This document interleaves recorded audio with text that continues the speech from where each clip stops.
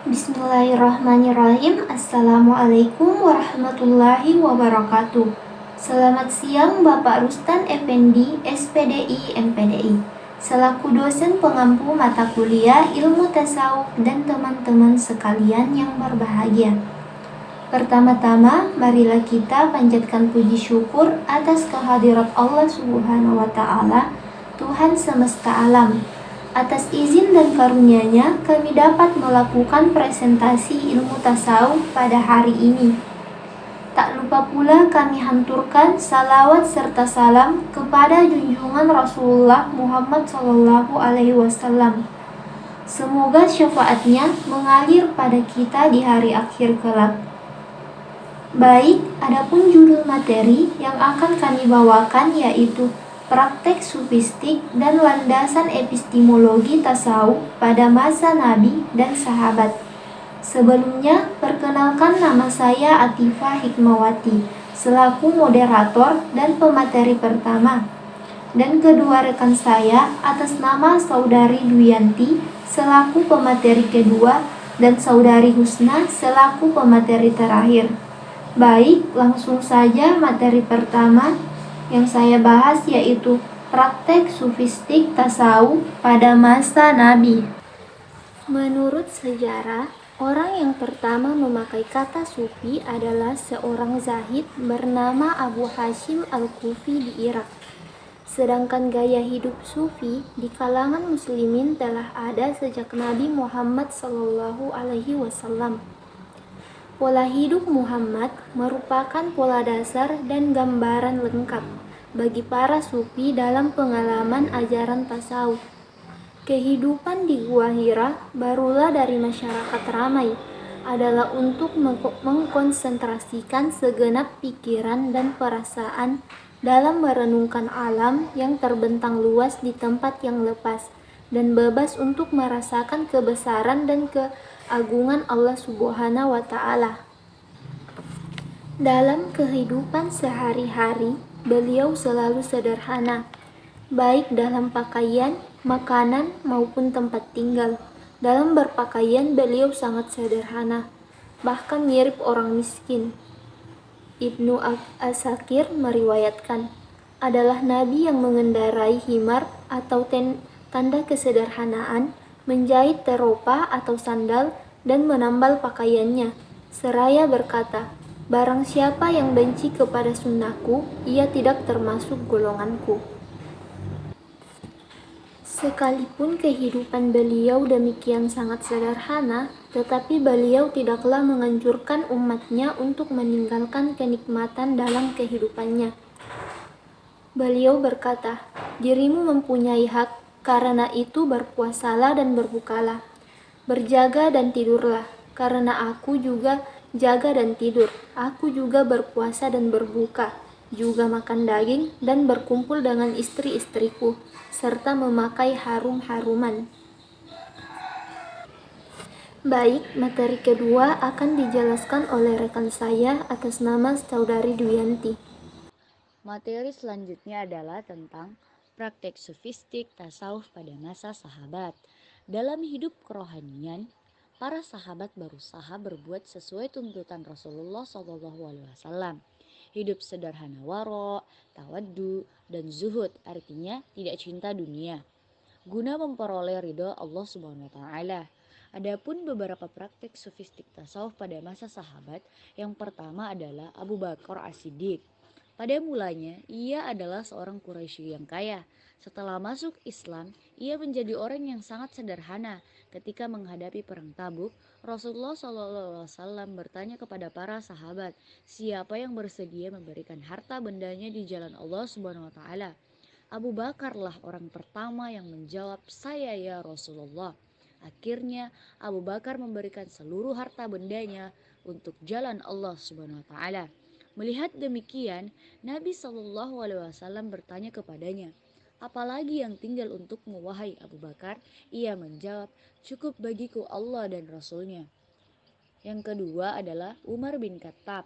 Umar bin Khattab yang terkenal dengan keheningan jiwa dan kebersihan kalbunya, sehingga Rasulullah SAW berkata, Allah telah menjadikan kebenaran pada lidah dan hati Umar. Ia terkenal dengan kezuhudan dan kesederhanaannya. Diriwayatkan pada suatu ketika setelah ia menjabat sebagai khalifah, ia berpidato dengan memakai baju bertambal 12 sobekan. Disebutkan dalam buku-buku tasawuf dan biografinya. Umar menghabiskan malamnya dengan beribadah. Hal demikian dilakukan untuk mengimbangi waktu singannya yang banyak tersisa untuk kepentingan umat. Ia merasa pada waktu malam ia mempunyai kesempatan yang luas untuk menghadapkan hati dan wajah kepada Allah Subhanahu wa taala. Kemudian yang ketiga, Utsman bin Affan. Utsman bin Affan menjadi teladan pada sufi dalam banyak hal. Utsman adalah seorang yang zuhud, tawaduk, artinya merendahkan diri di hadapan Allah Subhanahu wa taala. Banyak mengingat Allah Subhanahu wa taala. Banyak membaca ayat-ayat Allah Subhanahu wa taala dan memiliki akhlak yang terpuji. Diriwayatkan ketika menghadapi perang Tabuk, Utsman memberikan bantuan yang besar berupa kendaraan dan perbekalan tentara. Tentang ibadahnya, diriwayatkan bahwa Utsman terbunuh ketika sedang membaca Al-Quran. Tebasan perang pada pemberontak mengenai ketika sedang membaca Al-Quran, surah Al-Baqarah ayat 137. Artinya, maka jika mereka beriman kepada apa yang telah kamu beriman kepadanya, sungguh mereka telah mendapat petunjuk, dan jika mereka berpaling, sesungguhnya mereka berada dalam permusuhan. Maka Allah memelihara kamu dari mereka, dan dialah yang maha mendengar lagi maha mengetahui. Kemudian selanjutnya adalah yang keempat, Ali bin Abi Thalib. Ali bin Abi Thalib adalah sahabat yang sangat dekat hubungannya darah atau sangat dekat hubungan darahnya dengan Nabi SAW, dan karena itu ia dianggap utama dan lebih terdahulu menerima ilmu yang pelik-pelik dari beliau. Ia pun selalu hidup melatih dari dalam kesucian dan kesederhanaan. Ia perlu mencoba hidup yang 3 biji korma sehari, sebiji sepagi, sebiji siang, sebiji malam, bersama segelas air. Ketakwaan Ali kepada Allah dapat dilihat dalam keberaniannya dalam berbagai pertempuran sehingga ia digelari singa Allah. Ketinggian penghayatannya dalam beribadah sehingga mencapai fana, artinya dapat dilihat ketika ia terkena anak panah di bagian betisnya dan tidak dapat dicabut karena amat sangat sakit. Kemudian yang kelima adalah Abu Ubaidah ibnu Jarrah. Abu Ubaidah ibnu Jarrah adalah sahabat Rasulullah yang perkasa, dapat menaklukkan Syria sehingga Kaisar Heraklius dari Imperium Romawi terpaksa melarikan diri dan Konstantinopel meninggalkan istananya yang megah di Syria sebagai penghargaan Khalifah Umar berkunjung ke rumahnya. Kemudian yang keenam adalah Sa'id ibnu Amr. Sa'id ibnu Amr adalah gubernur Kufah di masa Umar. Ketika Umar meminta daftar nama fakir miskin di daerah itu, ternyata di dalamnya tertera nama Sa'id ibnu Amr. Khalifah Umar lalu bertanya kemana nafkah yang selama ini diberikannya.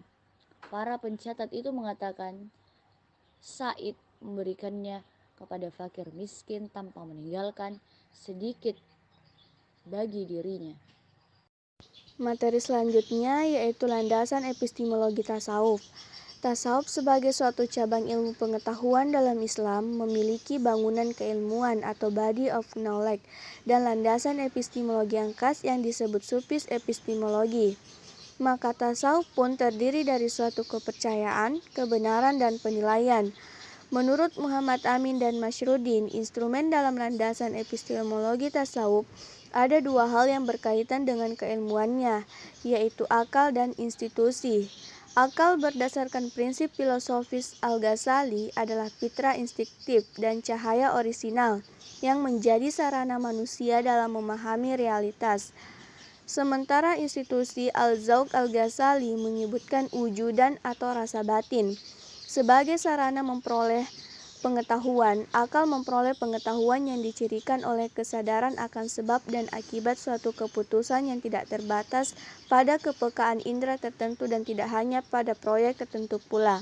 Sedangkan pengetahuan institusi sesungguhnya tetap dalam rasionalitas manusia pada umumnya, tetapi agak dikontraskan dengan pengetahuan akal atau rasional sejauh yang berkaitan dengan metodologi dan sistematika. Bahkan apabila ditinjau dari dasar biotiknya secara menyeluruh dan bukan secara eksklusif, maka baik akal maupun institusi dialokasikan dalam kedua belah otak manusia. Selanjutnya, landasan epistemologi tasawuf pada masa Nabi.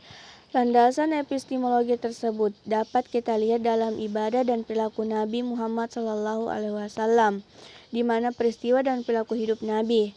Sebelum diangkat menjadi Rasul, berhari-hari beliau berkhalwat atau mengasingkan diri di Gua Hira. Terutama pada bulan Ramadan, di sana Nabi banyak bersikir dan bertafakur dalam rangka mendekatkan diri kepada Allah Subhanahu wa Ta'ala. Di mana Nabi SAW juga sebagai cikal bakal tasawuf. Nabi SAW adalah orang yang paling tekun beribadah. Diriwayatkan dari Aisyah radhiyallahu anha disebutkan bahwa pada suatu malam Nabi SAW mengajarkan salat malam. Di dalam salat lututnya bergetar karena panjang dan banyak rakaat salatnya. Tatkala ruku dan sujud terdengar suara tangisnya, namun beliau tetap melaksanakan salat sampai azan Bilal bin Rabah terdengar di waktu subuh. Melihat Nabi demikian tekun melaksanakan salat, Aisyah bertanya, "Wahai junjunglah, bukankah dosamu yang terdahulu dan yang akan datang diampuni Allah? Mengapa engkau masih terlalu banyak melakukan salat?" Nabi SAW menjawab, "Aku ingin menjadi hamba yang banyak bersyukur." Hadis riwayat Bukhari dan Muslim.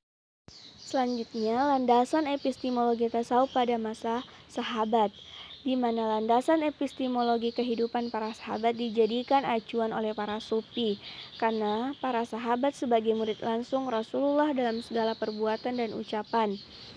Oleh karena itu, perilaku kehidupan mereka dapat dikatakan sama dengan perilaku kehidupan Nabi, kecuali hal-hal tertentu yang khusus dilakukan hanya Nabi. Setidaknya, kehidupan para sahabat adalah kehidupan yang dicontohkan oleh Nabi Muhammad SAW, karena mereka menyaksikan langsung apa yang diperbuat dan dituturkan oleh Nabi. Oleh karena itu, Al-Quran memuji mereka, yaitu orang-orang terdahulu lagi pertama-tama atau masuk Islam di antara orang Muhajirin dan Ansar, dan orang-orang yang mengikuti mereka dengan Allah ridha kepada mereka dan mereka pun ridha kepada Allah, dan Allah sediakan bagi mereka surga-surga yang mengalir sungai-sungai di dalamnya. Mereka kekal di dalamnya selama-lamanya. Itulah kemenangan yang besar. Quran Surah At-Taubat ayat 100. Jalan-jalan pakai Agia, mampir pasar beli semangka. Demikian presentasi dari kami, semoga bermanfaat bagi Anda. Pak Topik menjahit kopiah. Kopiah dijahit batu yang utuh. Wabillahi taufiq wal hidayah. Wassalamualaikum warahmatullahi wabarakatuh.